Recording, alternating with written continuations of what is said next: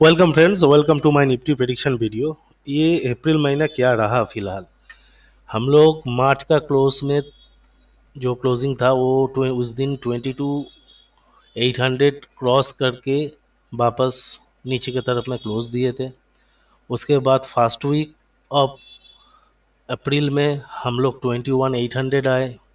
उसके बाद second week में वापस 22,800 और आज थर्ड वीक जब कंप्लीट हो चुका है तो 23,800। ये पर 800 का कुछ लोचा है। तो फिलहाल ये ऑब्जर्वेशन है। अभी आगे चल के देखते हैं कि मार्केट के लिए हम लोगों ने क्या बोला था और क्या हुआ और आने वाले टाइम में क्या हो सकता है।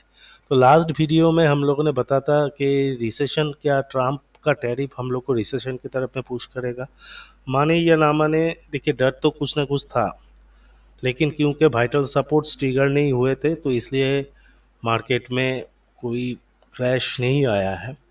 जो वाइटल सपोर्ट हम लोगों ने ऑलमोस्ट नवंबर से बताते आ रहे हैं हम लोग 21,800 का, वो होल्ड किया है। Number one. नंबर टू, हम लोगों ने ये भी बताया था कि 22,800 continues to be do or die level and 21,800 is the silver line between market and recession. तो 21,800 डिसाइसिवली हम लोगों ने ब्रेक नहीं किया और लास्ट वीक हम लोग जब 22,800 के पास थे, हालांकि हम लोग का सेंटिमेंट उतना पॉजिटिव नहीं था due to continuous Trump tariff news and जो क्रूड ऑयल का चार्ट बैठा था।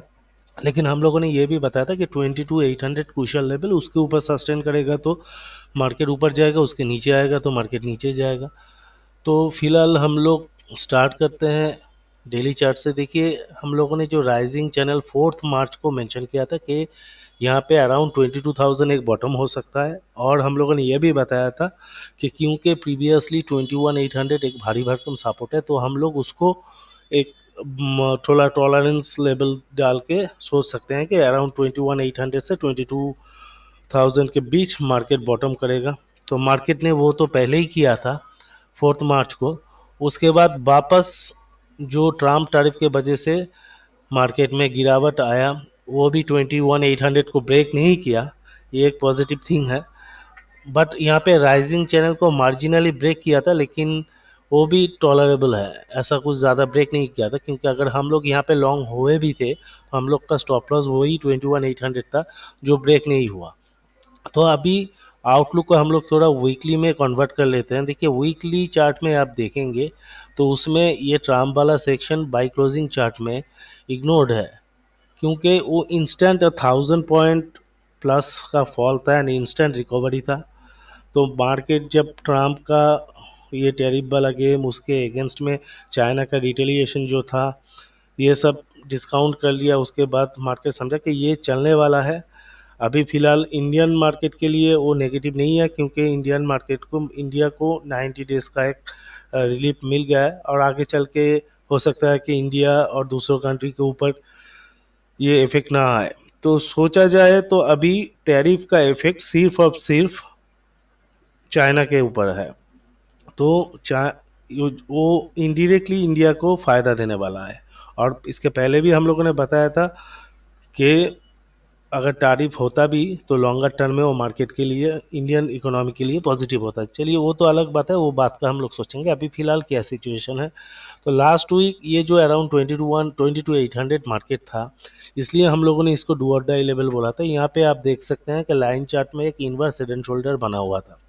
तो अगर मार्केट, हम लोगों ने इधर बोला था कि ऊपर की तरफ में चलेगा, तो ये एक रेजिस्टेंस हो सकता था जो ऑलरेडी हम लोगों ने ब्रेक करके रखा है। तो अभी इनवर्स हेड एंड शोल्डर और उसका ब्रेकआउट भी हो चुका है।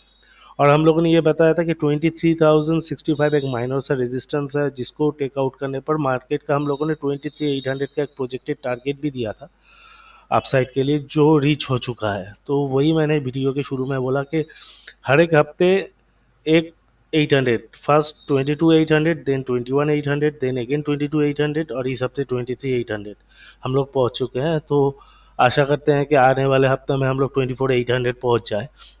तो फिलहाल टेक्निकली अगर देखा जाए तो एक हेड एंड शोल्डर ब्रेकआउट करने के बाद थोड़ा रिट्रेसमेंट करने के लिए नीचे आ सकता है। जो सपोर्ट अराउंड बाय क्लोजिंग हो रहा है 23,512 पर, क्योंकि ये वीकली है, हम लोग इसको पकड़ेंगे 23,463 ऑन इंटरडे बेसिस। तो जब तक और नीचे की तरफ में देखेंगे तो 23,280 से 350 रहेगा हम लोग का स्टॉप लॉस। जब तक ये 23,280 से 350 नहीं ब्रेक कर रहा है हम लोग बुलिश रहेंगे। हालांकि हम लोग का इमीडिएट एक रेजिस्टेंस है 23,903, जो अगर मंडे को हल्का रेजिस्टेंस ले सकता है, और अगर इसके ऊपर गैप अप होता है, इसको डिसाइसिवली ब्रेक करता है, तो हम लोग का नेक्स्ट इमीडिएट रेजिस्टेंस होगा 24,233, जहाँ पे जाके एक प्रॉफिट बुकिंग का एक्सपेक्टेशन है। बट ऐसा नहीं है, वहाँ पे प्रॉफिट बुकिंग होगा तब भी मार्केट ये 22,463 को ही टेस्ट करेगा। और अगर प्रॉफिट बुकिंग नहीं होकर ऊपर के तरफ में चला जाता है तो हम लोग का नेक्स्ट सीधा टारगेट रहेगा 24,800, जो अभी मैंने बताया। हो सकता है नेक्स्ट वीक हम लोग 24,800 चले जाएं। तो अगर सीधा 24,800 चले जाते हैं आने वाले 1-2-3 दिन में, तो उसके बाद हो ना हो एक 100% प्रॉफिट बुकिंग होगा। या तो 24,233 से एक प्रॉफिट बुकिंग होने के बाद 24,800 जाएगा, या सीधा 24,800 जाएगा। लेकिन 24,800 के पास जाने के बाद एक प्रॉफिट बुकिंग होना ही है। और उसके लिए देखेंगे हम लोग यूको ऑयल कितना सपोर्ट दे रहा है। देखिए ये बाउंस के लिए यूको ऑयल का ऊपर जाना, ये हम लोगों ने लास्ट वीडियो में भी बताया था कि डॉलर नीचे की तरफ में चल रहा है, वो हम लोग का पॉजिटिविटी था मार्केट के लिए। बट क्रूड नीचे की तरफ में आ रहा था, वो नेगेटिविटी था, तो वो मार्केट उस हिसाब से गिर रहा था। अभी जब क्रूड थोड़ा ऊपर की तरफ में रिलीफ रैली दे रहा है, तो मार्केट क्रूड का पॉजिटिविटी प्लस पिछला जितना डॉलर इंडेक्स का फॉल का पॉजिटिविटी था, सबको एक साथ में डिस्काउंट कर लिया। Whereas notable thing is, अभी भी जो FII शॉर्ट पोजीशन है, जो 1,20,000 करोड़ से 1,10,000, उसके बाद 86,000 करोड़ का आया था, अभी भी वहीं पे इंटेक्ट है। तो लास्ट जो सिंगल डे बाइंग हम लोगों ने देखा ना, FIIs ने बहुत बड़ा कुछ बाइंग किया, जस्ट 3,000 करोड़ का बाइंग किया कैश सेगमेंट में। फ्यूचर में शॉर्ट कवरिंग ज़्यादा नहीं हुआ है, शायद 3,000 करोड़ का हुआ होगा। उसके बावजूद इतना बड़ा रैली, मतलब रिटेल रैली है, पूरा रिटेल ने बाई किया। बट ऐसा इसके पहले भी पिछले वीडियोस में हम लोगों ने बताया कि हमेशा बॉटम फिशिंग के लिए या बॉटम कंफर्मेशन के लिए FIIs का बाइंग होना ज़रूरी नहीं है। जनरली देखा गया है कि बॉटमिंग आउट मंथ में या उसके बाद 1-2 और महीने FIIs का फिगर्स में ज़्यादा कुछ चेंजेस नहीं रहते हैं। After breaking a certain level, mainly specifically अगर बोले तो न्यू हाई क्रॉस करने के बाद और लास्ट हाई क्रॉस करने के बाद मार्केट में FII बाइंग वापस रिज्यूम होता है, जिसको मार्केट लगातार ऊपर की तरफ में मार्केट चला जा रहा है। तो इसीलिए FII फिगर्स पॉजिटिव नहीं है, इसका मतलब मार्केट रिवर्स नहीं किया, ऐसा भी नहीं है। बट यहाँ पे अगर FIIs लोग भी शॉर्ट कवरिंग करेंगे तो मार्केट को और ऊपर की तरफ में जाने का मौका मिलेगा। तो फिर हम लोग जैसे लास्ट वीडियो में लगातार छुट्टियों के बीच फंसे हुए थे हम लोग, फिर एक लॉन्ग वीकेंड है, आज गुड फ्राइडे के चलते बंद गया, तो ये एक पॉजिटिव थिंग है, क्योंकि पिछले जितने भी छुट्टी थे उसमें इंडियन मार्केट बंद थे बट US मार्केट्स खुले थे। तो उसमें क्या हो रहा था, पॉजिटिव हो चाहे नेगेटिव हो, अगले दिन एक गैप अप या गैप डाउन हो रहा था, मार्केट में कैरी फॉरवर्ड पोजीशन लेना सही नहीं था। लेकिन fortunately good Friday entire world markets are shut down, तो इसी वजह से फ्राइडे हम लोगों ने भी लॉन्ग साइड में क्लोज दिया, क्रूड ने भी लॉन्ग साइड में क्लोज दिया। तो जो भी होना है मंडे सुबह ही होना है, सबका एक साथ में होना है। तो एक ओवरनाइट पैनिक रिएक्शन जो होना था होता है, वो इस बार कम से कम नहीं है। तो वापस हम लोग लेवल्स पे आ जाते हैं, थोड़ा डेली बेसिस पे देख लेते हैं कैंडल स्टिक में। तो यहाँ पे हम लोग एक, जैसे मैंने बताया कि 22,903 पर 23,903 पर एक माइनर सा रेजिस्टेंस है, बहुत ही माइनर है। आई थिंक इसको क्रॉस करना चाहिए, बट फिर भी अगर क्रॉस नहीं करता है तो फ्रेश न्यू एंट्री नहीं होना चाहिए। अगर क्रॉस कर जाता है तो हम लोग का नेक्स्ट इमीडिएट टारगेट रहेगा 24,232, जो ये रेड वाला लाइन है। और अगर इसको क्रॉस करके चला जाता है तो नेक्स्ट टारगेट रहेगा 24,800।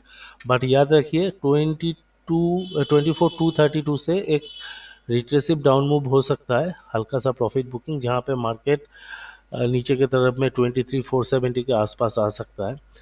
तो और थोड़ा बाउंस करके 23,500 के प्लस क्लोज दे सकता है। जैसे कि मैंने बताया कि वीकली लाइन चार्ट में अगर आप देखेंगे तो इनवर्स हेड एंड शोल्डर का ब्रेकआउट के बाद अगर ब्रेकआउट नेकलाइन में सपोर्ट लेने के लिए आता है तो वो वहीं पे बैठता है। तो ये मैक्सिमम चांस है कि इधर जाके हल्का प्रॉफिट बुकिंग आए, उसके बाद मार्केट ऊपर में चढ़े। और डाउन साइड में हम लोगों ने जैसे बताया 23,280 से 350 is the stop loss as of now. उसके बाद जितना जितना ऊपर मार्केट चला जाएगा सिंपली हम लोग को रिट्रेसमेंट लेवल फॉलो करते जाना है। जैसे फिलहाल के लिए अगर पकड़ेंगे तो 22,947 है, अगर 23,232 चला जाता है तो वही 61.8% रिट्रेसमेंट लेवल आ जाएगा 23,000 पर।